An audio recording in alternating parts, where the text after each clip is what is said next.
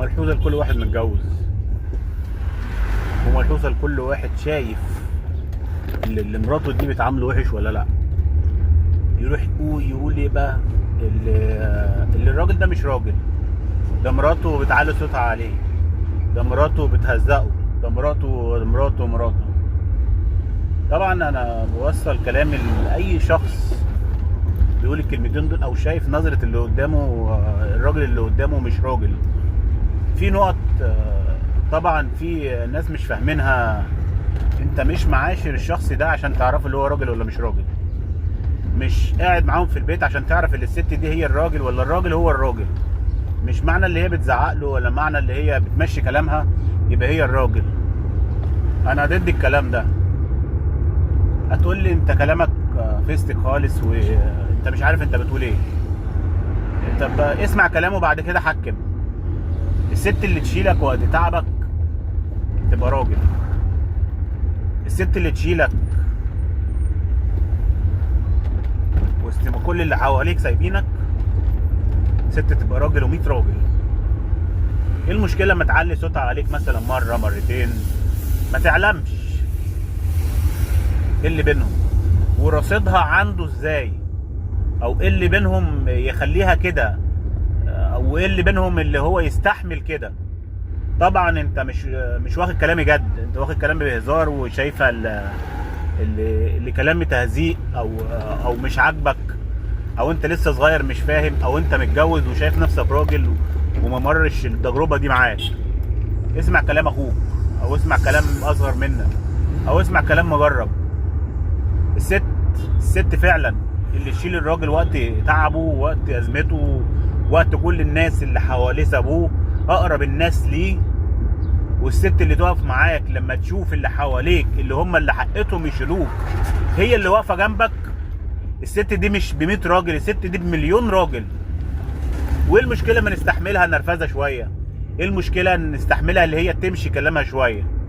طبعا معظم الناس ممكن تتريق على الفيديو، هو مش هدف لحاجه، بس يعني انا كلمتين حلوين او كلمتين انا مريت بيهم لازم انا اقولهم لتجربه. مش حد يجي يقول لك يا عم ده بيتكلم فيستك، انت شايف اللي كلامي فيستك. بس والله العظيم وبدون حلفان، الست اللي تقف معاك وسط ما كل الناس سابتك، وسط ما كل الناس غزلوك، اللي انت تفتكرهم اللي هم حقتهم هم اللي يقفوا جنبك، تروح هي اللي واقفه جنبك. دي تبقى دي تعمل لها تمثال. دي مش تقول لك يعني ايه المشكله لما تعلي صوتها عليك شويه، ايه المشكله لما تبقى تمشي كلامها شويه. ما هو رصيدها عندي كتير، عشان كده انا بسيب.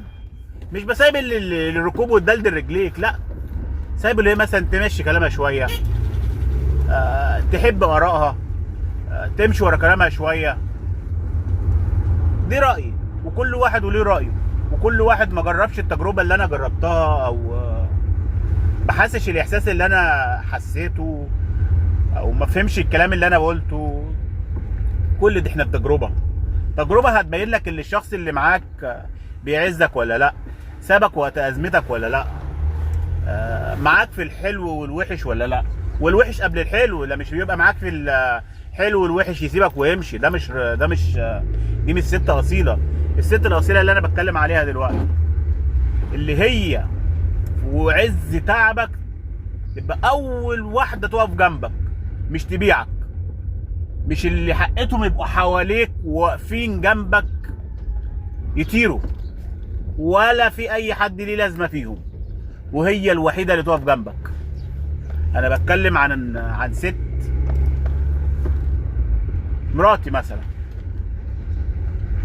مش لازم نسمي الباقي، مش لازم نقول بالاسامي. يعني انا بتكلم عن الست اللي واقفه جنبي، بتعب تقف جنبي، في شدتي تقف جنبي، في ازمتي تقف جنبي، في مشاكلي تقف جنبي، قبل فرحي. يعني انا في ازمه تقف جنبي، مش تقف جنبي في الفرح وتسيبني في الازمه، لا، تقف جنبي في الحلو في الوحش قبل الحلو. وانا رايي كراجل وكتجربه مع الستات، انا شايف الست دي ب 100 راجل، وانصح كل راجل اللي لو معاه ست واقفه جنبه في تعبه قبل فرحه، في ازمته، قبل اي حاجه، في اي حاجه، اللي الست دي راجل بمليون راجل، اجدع من صحابك، احسن من اعز الناس اللي حواليك. شفت بقى؟ انا بتكلم بتجربه والله. في ناس برضو انا قلت الكلمه دي كذا مره، في ناس تهزر وتضحك، بس صدقوني والله الكلمتين دول لازم كل راجل متجوز يفهم الكلام ده. احلى مسا عليك لو فهمتوا الفيديو.